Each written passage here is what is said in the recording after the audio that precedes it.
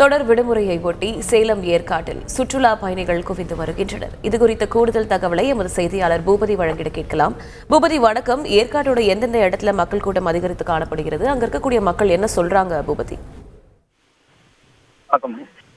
ஏழைகளின் ஊட்டி என்று அழைக்கப்படும் ஏற்காட்டில் இன்று காலை முதலே சாரல் மழையுடன் கூடிய கடும் பனிமூட்டம் நிலவி வருகிறது.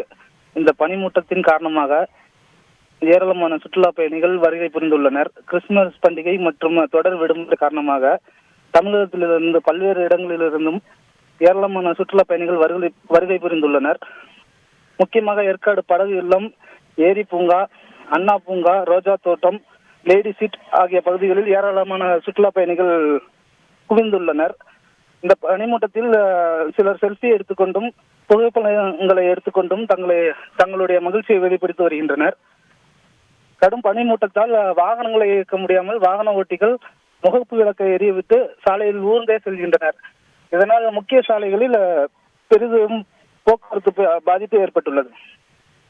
கூடுதல் தகவலுக்கு நன்றி பூபதி. செய்திகளை உடனுக்குடன் தெரிந்து கொள்ள உடனே சப்ஸ்கிரைப் பண்ணுங்க.